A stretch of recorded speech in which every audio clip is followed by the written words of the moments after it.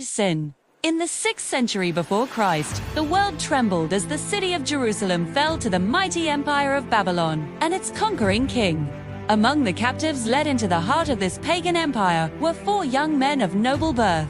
Chosen for their intelligence and remarkable potential, Daniel, a youth of unwavering character, found himself in a land of strange gods, tasked with serving in the very palace of his captors. The king ordered that these youths be fed from his own table, offering them the finest meats and wine to prepare them for royal service. But Daniel resolved not to defile himself with the royal food, choosing instead a simple diet of vegetables and water to remain faithful to God. To the amazement of the palace officials, after 10 days, Daniel and his friends appeared healthier and stronger than those who ate the royal feast. God granted them knowledge and skill in all literature and wisdom, making them 10 times better than all the magicians and enchanters in the kingdom. One night, King Nebuchadnezzar had a dream that troubled his spirit so deeply he could not sleep, demanding his advisors reveal its hidden meaning.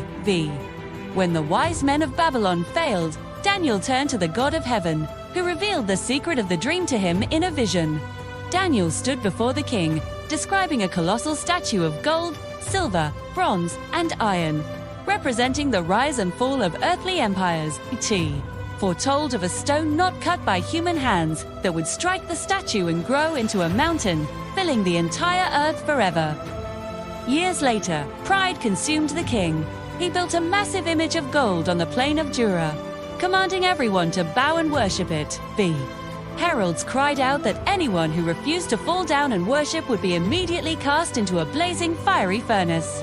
While the masses prostrated themselves, Shadrach, Meshach, and Abednego stood firm, refusing to betray their God for the sake of an idol. Infuriated, the king ordered the furnace heated 7 times hotter than usual, so intense that the flames killed the guards who approached it.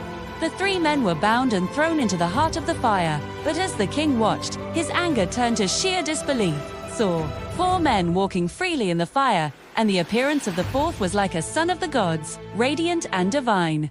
When they emerged, not a hair on their heads was singed, and there was no smell of fire on them. God had sent his angel. Decades passed and empires changed. Daniel remained a faithful servant of God, even under the new rule of the Persians. His enemies, jealous of his high position, tricked King Darius into signing a law that prohibited prayer to any god but the king. Knowing the decree had been signed, Daniel went to his upstairs room where the windows opened toward Jerusalem, and he prayed 3 times a day. The king, though distressed and wanting to save his friend, was forced by his own law to cast Daniel into the den of lions. A stone was brought and placed over the mouth of the den, and the king sealed it with his own signet ring, leaving Daniel to the beasts.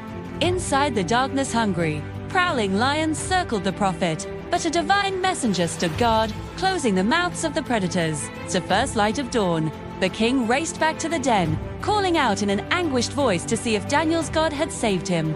Daniel answered that he was unharmed, for he was found innocent in God's sight. The king rejoiced and commanded that Daniel be lifted out. But Daniel's story was more than just survival. He was a conduit for great visions of the future and the ultimate destiny of mankind. He saw 4 great beasts emerging from a stormy sea, representing the kingdoms of the world that would rise and fall through history. Then, he saw thrones placed, and the Ancient of Days took his seat, his clothing white as snow, and his hair like pure wool. And with the clouds of heaven, one like a son of man came to the Ancient of Days, and was given everlasting dominion and glory. Daniel was commanded to seal up the words of the scroll until the time of the end, for the prophecies were true and certain. His life proved that earthly empires are temporary, but the kingdom of the Most High is an everlasting kingdom that will never be destroyed. Through exile, fire, and the lion's den, Daniel's faith remained his shield, showing that God protects those who stand firm in his truth.